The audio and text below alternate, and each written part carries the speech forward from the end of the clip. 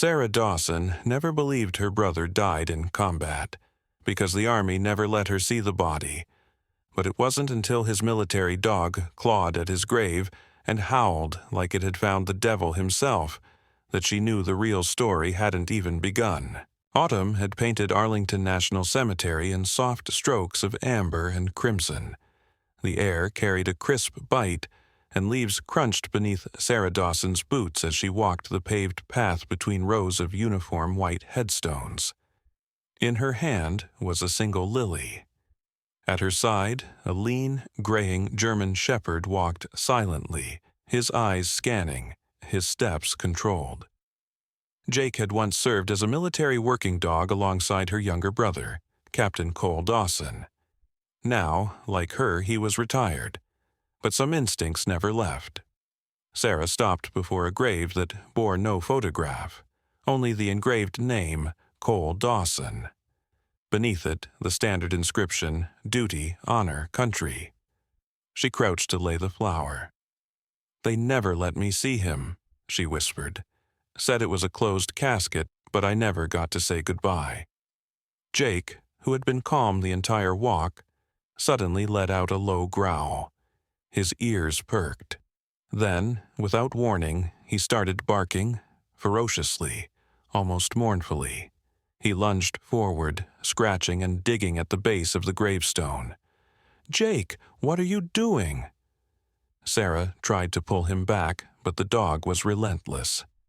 His paws scraped furiously at the soil as if trying to unearth something buried beneath. A voice came from behind. "That's not normal." Sarah turned. Standing a few yards away was a tall man in a dark civilian coat. His eyes, however, screamed military. It was Rick Hayes, Cole's old squad mate. "Jake doesn't do this," Sarah said, her voice shaken, not even at other cemeteries. Rick's jaw clenched. Maybe he's trying to tell us something. Back in her apartment that night, Sarah couldn't sleep. Jake lay curled near the door, occasionally letting out a soft whine. On her kitchen table were the few items returned with Cole's belongings: a watch, a combat patch, and a notebook. She flipped through the pages again. Most of it was routine, schedules, coordinates, daily logs, but tucked inside the back cover was a postal receipt from a year ago.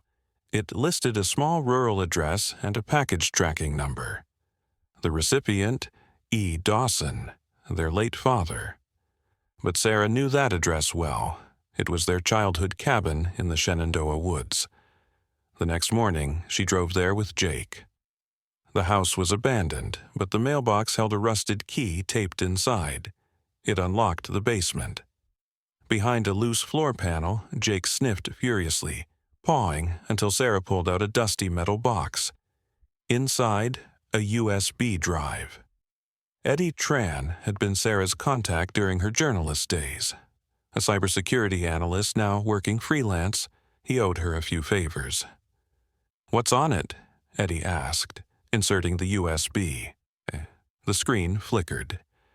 Encrypted files, file names like Project Sentinel, Asset Redacted, and a folder labeled Final Statement. Eddie decrypted the video first. Cole appeared on screen, visibly worn. "If you're watching this, I didn't die in combat. I was targeted. There's something inside the Pentagon, something no one wants to believe. If I disappear, if they tell you I'm dead, it's because I got too close." Sarah stared at the screen. Her breath caught. Jake let out a low whine. Sarah, Rick, and Jake returned to Arlington under cover of darkness. Rick had used his connections to obtain a quiet window from the night watch. The headstone was easy to find. Jake didn't hesitate. As soon as they reached it, he began digging again. They worked fast. Beneath the earth was a coffin. Inside it, not coal, but a bundle of rocks, a folded uniform, and false records. Rick looked pale. "I had a bad feeling, but this—" "They faked it," Sarah whispered. "He's out there, somewhere." Rick nodded. "Then we find him." GPS coordinates embedded in the USB led them to an abandoned military site in rural Maryland. The compound looked deserted, covered in vines and rust. Jake began sniffing the concrete, tail stiff. He pawed at a corner. A hidden hatch, they descended into darkness. A stale, metallic smell lingered. Rows of cells lined the corridor, and then Jake barked.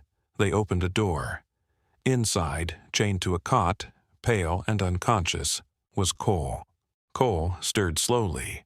His voice was a croak. "They kept me alive. They need my codes, Project Sentinel. It's a weapons control program. They plan to use it to launch a coup." Sarah's hand trembled. "Who's behind it?" Cole's eyes locked on hers. "Deputy Secretary Grant Keller and others. It goes all the way up." The silence in the bunker broke like glass as Jake began growling, ears flattened. A soft click echoed down the corridor, the unmistakable sound of a safety being switched off. "Someone's coming," Rick hissed. He rushed to Cole and unlatched the cuffs. Cole groaned, barely able to move. Sarah pulled his arm around her shoulder. "Can you walk?" "Just run," Cole muttered. "Don't let them take the codes." Footsteps thundered overhead. Red lights began flashing through the hallway, bathing the walls in an ominous glow. Jake took point, sniffing, guiding them back through the passage. The sound of boots grew louder, closer. Then a shot rang out, ricocheting off the metal doorframe inches from Sarah's head. Rick returned fire, dropping one of the masked figures charging down the stairs. "Go! I'll hold them!" he barked. "No way in hell," Sarah growled. They moved as one. Jake suddenly veered left, barking furiously at a storage closet. Sarah didn't hesitate. She kicked the door open. Inside was a narrow maintenance tunnel. "This way." They stumbled through the darkness, the air thick with dust and damp. Behind them, more gunfire erupted. The tunnel twisted upward, then burst open behind a collapsed shed. They emerged under the pale glow of dawn, covered in grime and blood. But they were alive. And Cole Dawson had returned from the dead. Safe in a motel 2 hours from D.C., Cole sat wrapped in blankets, a fresh IV bag hanging from a coat hook. "They were going to use Project Sentinel to override national defense protocols," he said hoarsely. "Launch strikes, fabricate threats, collapse trust in civilian leadership, then install their own chain of command." "And Keller?" Sarah asked. "He's the architect, but he's not alone." Sarah glanced at Rick. "We can't go public, not yet." Rick nodded. "There's one man who might listen, General Monroe. He mentored me, has access, and he hates Keller's guts." That night, they reached out. Monroe agreed to meet, on the condition they come with evidence. They came with more than that. Inside a secure federal bunker beneath the Justice Department, Monroe listened as Cole laid out the scope of the conspiracy. His voice still gravelly, but filled with force. Jake sat by his feet like a silent witness. Cole passed over the decrypted USB. "Everything you need is there. Chain of command breaches, coded orders, names. They even had a fallback plan to pin it on a foreign nation." Monroe stared at the files, then back at Cole. "If what you say is true, this isn't just treason. This is war from within." Outside, Jake growled, suddenly alert. Seconds later, the outer security door rattled. "They found us," Monroe said grimly. "Get him out. I'll hold them." Jake led the way again. He'd memorized the hallways by scent. As they escaped, a stray bullet grazed Cole's side. Jake lunged at the shooter, tearing into his arm, and dragged Cole clear. They didn't stop running. 2 days later, under the blinding lights of a secret tribunal, the evidence was undeniable. Jake stood by Sarah's side as Cole took the stand. In the room, FBI, military prosecutors, and even the president's chief of staff. The video files, the decrypted commands, Cole's first-hand account. When Grant Keller was escorted in, tight-lipped, eyes like knives, he said only one thing. "You brought a dog to a war?"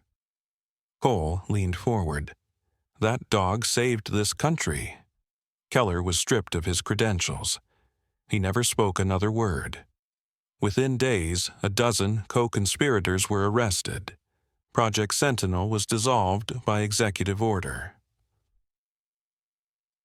6 months later, at a quiet ceremony on the White House lawn, Sarah stood beside Cole, now reinstated with full honors. But the spotlight that day wasn't on them. It was on Jake. The president knelt and placed a medal around the German shepherd's neck. For loyalty beyond command, for service without hesitation. Jake didn't bark. He just sat, alert and proud, like he always had beside Cole.